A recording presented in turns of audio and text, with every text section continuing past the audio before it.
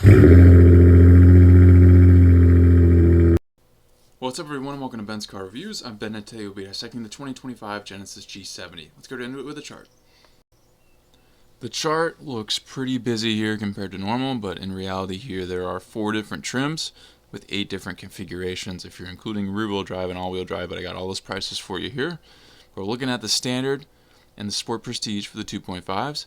3.3s will have a Sport Advantage and a Sport Prestige. So like I said, 4 ways to buy in terms of trims, 8 configurations, and ranging from that 2.5 rear-wheel drive starting at $42K all the way up at 3.3 all-wheel drive Sport Prestige at nearly $57,000. So about $15,000 separates these 8 different setups you can buy. So hopefully one of these lands in your price range, gets you behind the wheel of one. Looking at the engine options, the 2.5 is, shocker, a 2.5 liter turbocharged inline 4, 300 horsepower, 311 pound-feet. That is plenty of power.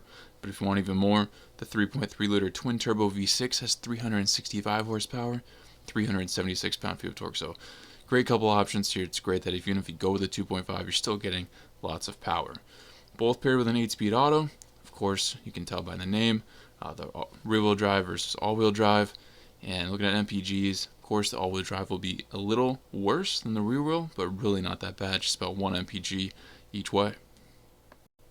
Real quick, guys, here at Ben's Car Reviews, I try to bring the most accurate and relevant information in under 10 minutes. There's no misleading and no wasted time. If that's something that's intriguing to you and like this content as you watch, please like and subscribe so you can continue to grow the channel. Let's keep going. When you think of an ideal sporty vehicle, what are your criteria? Unique style, interior comfort and luxury, plenty of performance under the hood?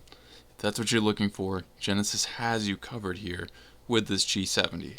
I'm very impressed with what they have. I test drove it 2023 and man, it was phenomenal. Of course, we all know Genesis models by their headlights. They're unique and commanding front end here on all their vehicles, but especially here. Signature 2-line headlights are back again, looking great. LEDs will power your lights all around for headlights, taillights, and daytime running lights. The diamond-shaped grille is the other phenomenal piece here to the front end. Super aggressive, but the luxury is there too. You can tell this gets both done. And of course, the Genesis logo, front and center, has been a talking point.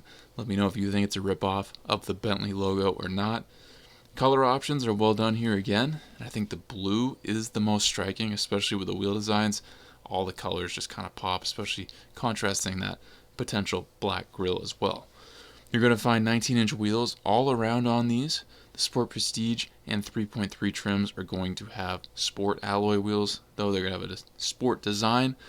You are going to see a couple different looks, but 19-inch wheels across the board for size. All-season tires are standard, and summer tires are available. Tucked inside the wheels of the 3.3s are standard Brembo high-performance brakes.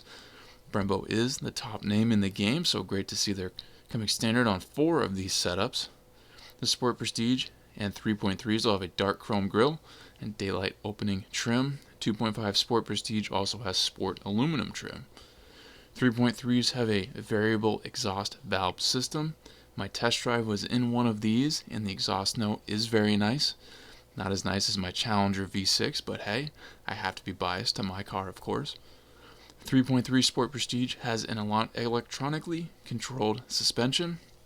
There are 5 different drive modes to be had here to really customize your ride.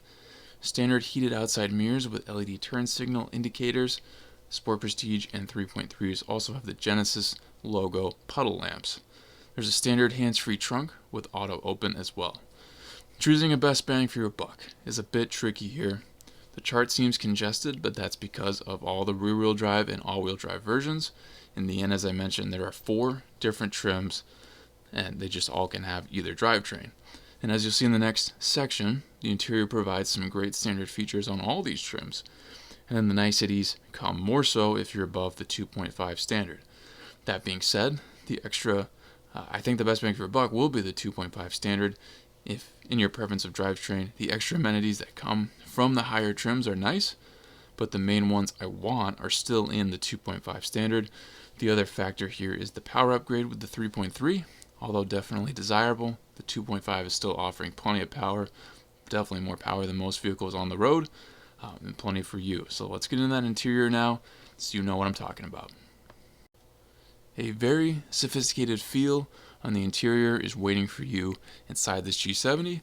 Lots to love here, and an overall design that really lets you know you're driving something special, and a real nice look for your money. Centering the dash will be a 10.25 infotainment screen, standard. As much as I think the setup looks perfectly nice, I'm not personally a fan of this style of screen popping out from the dash. I do prefer integrated. Let me know what you think. I'm always curious what people think of that. Apple CarPlay, Android Auto capability.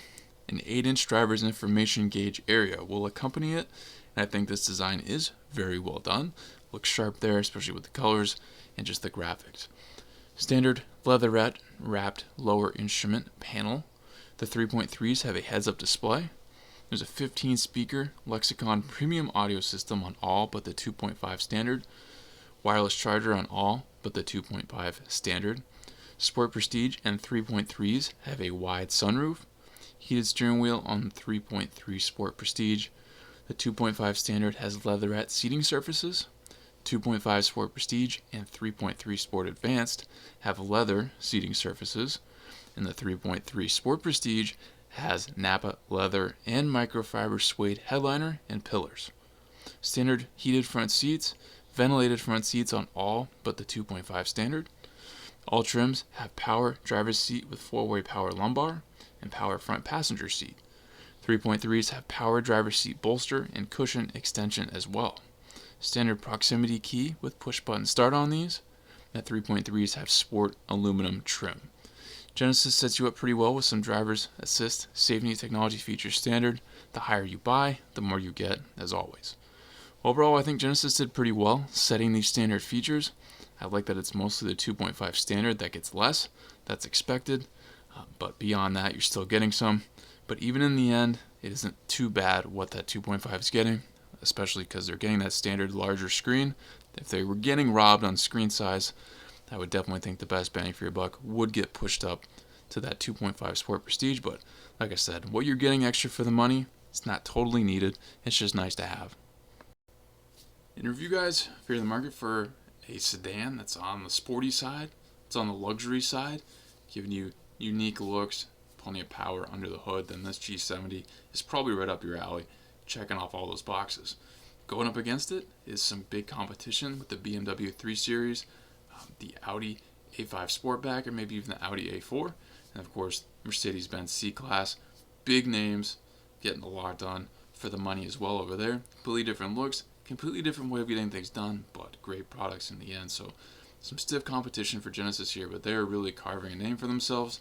You're seeing more of these on the road. I think the G70 is, out of all Genesis vehicles, the one I see the most on the road. Next is probably the GV80, actually. But this G70 is certainly coming on the scene more and more as people realize you do get quite a bit for your money. And yes, this is more on the expensive side, but like I said, the ones that this is going up against are going to be right there too. You have options, though, to really get how you want, drivetrain-wise and powertrain-wise. So in the end, if Genesis is the way you want to go, I think you're making a great call. Should be a great vehicle for years to come, and a lot of fun as well. Hopefully this video laid things out in a good way for you guys. Thank you for watching this Benz car review. Please subscribe if not already. If you're ready for a future review, drop in the comments and I'll see what I can do. If you'd like to become a member of the channel, I have that option. Check that out and join if you'd like. I'll catch you on the next Benz car review.